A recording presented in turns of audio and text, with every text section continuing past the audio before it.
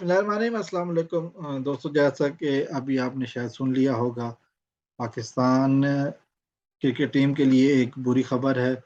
एक बड़ा सेटबैक जो है ना वो आया है सामने। वो अभी कुछ ही देर पहले ऐलान किया गया है इस बात का कि पाकिस्तानी क्रिकेट टीम के बॉलिंग अटैक में लीड करने वाले बॉलर शाहीन शाह अफरीदी जो है ना वो एशिया कप से बाहर हो गए हैं।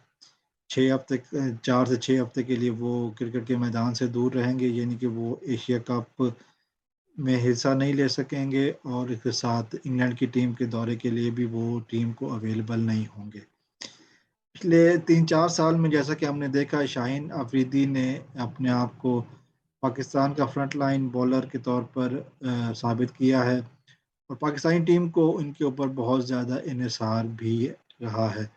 जैसा कि हमने देखा कि पिछले साल होने वाले वर्ल्ड कप मुकाबलों में, T20 वर्ल्ड कप में जो सबसे अहम मैच था इंडिया के खिलाफ, उसमें शाहीन ने इंडियन दोनों ओपनर्स राहुल और शर्मा को आउट करके एक, जिसे कहते हैं ना, पाकिस्तान के लिए मैच की फतह खोल दी थी और इंडियन बैटिंग लाइन के पर खर्चे उड़ा दिए थे।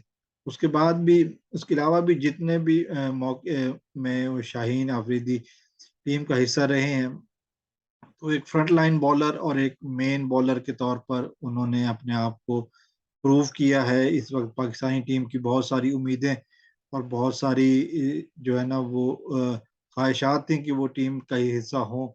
और मैं कुछ अरसे से देख भी रहा था कि इंडियन यूट्यूबर जो है ना वो ख़ास तौर पर इस चीज़ को हाईलाइट कर रहे थे कि उन्हें शाहीन के खिलाफ स्ट्रेटजी बनाने की ज़रूरत है।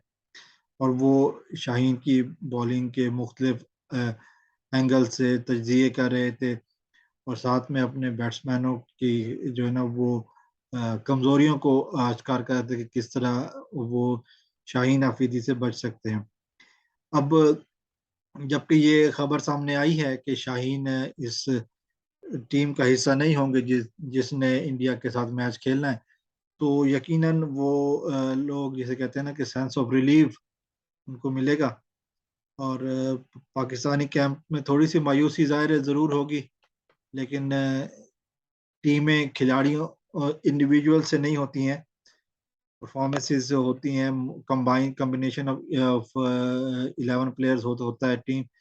तो मैं ये समझता हूँ कि पाकिस्तानी टीम में जो है ना वो बासलाहियत खिलाड़ी मौजूद हैं, जैसे हारिस रऊफ है, जैसे शाहनवाज दानी है, नसीम शाह है, मोहम्मद वसीम जूनियर भी अच्छी बॉलिंग कर रहे हैं। तो वो एक खला जो शाहीन आफरीदी का होगा, तो वो काफ़ी हद तक रिकवर किया जा सकता है, अगरचे फुली रिकवर नहीं होगा।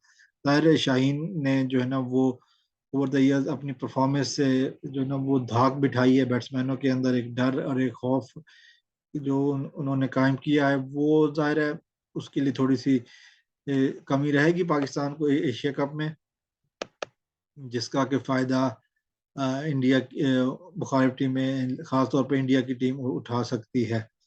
और इस वक्त यकीनन एक थोड़ी सी सेटबैक है पाकिस्तानी टीम के लिए, लेकिन हमारी हिम्मत जो है ना वो कम नहीं है। हम सिर्फ शाहीन अफरीदी नहीं है, जैसा कि अभी मैंने बताया, एक लिस्ट है बॉलर्स की जिसमें फास्ट बॉलर्स में हारिस रऊफ हैं, और नसीम शाह हैं, मोहम्मद वसीम जूनियर हैं, शाहनवाज धानी हैं।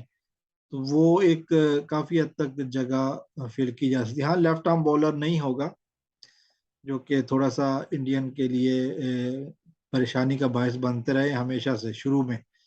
वो नहीं है हमारे पास, लेकिन आगे देखें कि मैच पे पॉजिटिविटी देखनी चाहिए कि आगे हम क्या करते हैं। हमारे पास इसके अलावा भी अगर अब देखा जाए तो शादाब भी अच्छी बॉलिंग करते हैं, उन्होंने उस मैच में भी अच्छी बॉलिंग की थी। शादाब के अलावा अगर आप ये देखें कि पाकिस्तानी टीम का बैटिंग लाइनअप जो है ना वो जो 3 टॉप ऑर्डर बैट्समैन हैं, जिसमें बाबर है, उसके अलावा रिजवान है और फ़खर जमान है। तो ये एक अच्छा कॉम्बिनेशन है, लेकिन मिडिल के में अगर देखा जाए तो थोड़ी सी कमी ज़रूर रहेगी हफीज़ की, जिसको और शोएब मलिक की, जिसको कि फरहान अली आगा, सलमान अली आगा और खुशदिल और आसिफ ये पूरा कर सकते हैं। तो ये एक अच्छा कंपटीशन रहेगा। अगरचे मैं समझता हूँ कि शाहीन शाह अफरीदी के ना होने से जो है ना वो इंडियन टीम को थोड़ा सा प्लस पॉइंट मिल गया है। थोड़ी सी उनकी बैट्समैनों की परेशानियां जो है ना वो कम होगी। तो लेकिन देखते हैं कि किस तरह के आगे मैच होता है। लेकिन बहरहाल ये एक बड़ा सेटबैक है पाकिस्तानी टीम के लिए, पाकिस्तानी क्रिकेट लवर्स के लिए, कि शायद शाहीन शाह अफरीदी अब टीम का हिस्सा नहीं होंगे जो एशिया कप खेलेगी। उनके ऊपर थोड़ा सा वर्कलोड भी रहा है, ज्यादा था, जो कि उनकी फिटनेस के ऊपर काफी अर्से से कहा जा रहा था कि वर्कलोड की वजह से मुतासर हो सकते हैं। लेकिन फिर वही सोचने की बात यह है कि पाकिस्तानी मेडिकल कैंप जो है ना वो इनको फिट नहीं कर सका ऑन टाइम, और एक बड़े मुकाबले से में पाकिस्तानी टीम अपनी फुल स्ट्रेंथ के साथ उतरने से महरूम रहेगी। लेकिन उसके बावजूद भी हम दुआ करेंगे कि पाकिस्तान का और इंडिया का एक अच्छा मुकाबला हो, और शाकीन क्रिकेट पाकिस्तान जो है ना वो जब मैच के बाद बाहर निकलें तो उनके चेहरों पे मुस्कुराहट हो। अस्सलाम वालेकुम।